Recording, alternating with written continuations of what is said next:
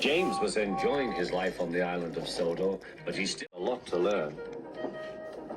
You're a special mixed traffic engine, said the Fat Controller. You can pull coaches or trucks quite easily, but you must learn by your mistakes. James knew what the Fat Controller meant. Remember that dreadful accident on his first day. The coaches, James, said Edward. They don't like being bumped. Everyone came to admire James. I'm a really splendid engine, he thought, and suddenly let off steam. A shower of water fell on the Fat Controller's nice new top hat. Just then the guard blew his whistle, and James thought they had better go. Go on, he puffed to Edward. Don't push, replied Edward. The coaches were grumbling too. Don't go so fast, But James didn't listen. When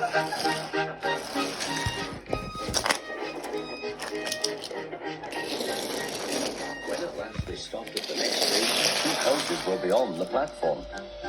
They had to go back to let the passengers out. But no one seemed to know about the Fat Controller's top hat, though James felt happier. Presently they came to the station where Thomas was waiting with his 2 coaches. Hello, James, said Thomas. Feeling better? That's right.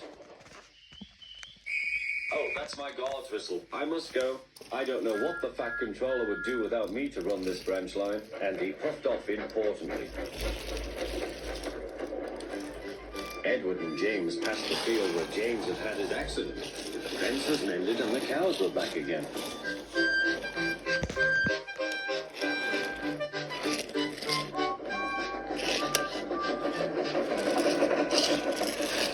They ended their journey and rested before setting off for home.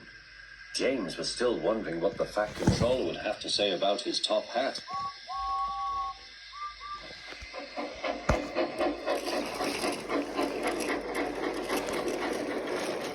Next morning, the Fat Controller spoke severely to him.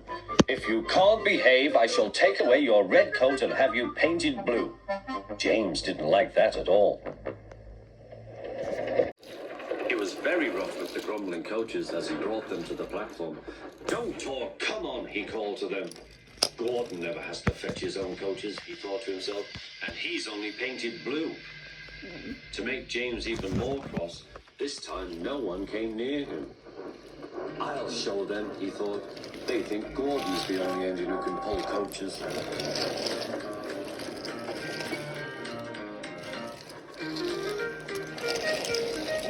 Hurry, James.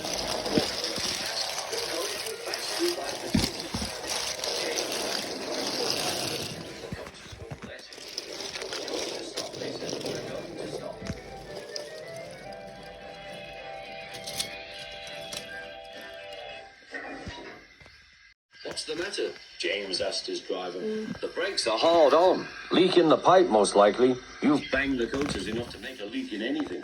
How shall we mend it? Said the guard. We'll do it with newspaper and a leather bootlace, replied the driver. Well, where is the bootlace coming from? Asked the guard. Ask the passengers, said the driver. You have a leather bootlace there, I see, sir, said the guard to a smartly dressed man. Please give it to me. I won't, said the man. Then, said the guard, I'm afraid the train will just stop where it is. The passengers all said what a bad railway it was. Then they told the man how bad he was instead. Everyone was very cross. At last he handed his laces over. The driver tied a pad of newspaper tightly round the hole in the brake pipe, and James was on the train.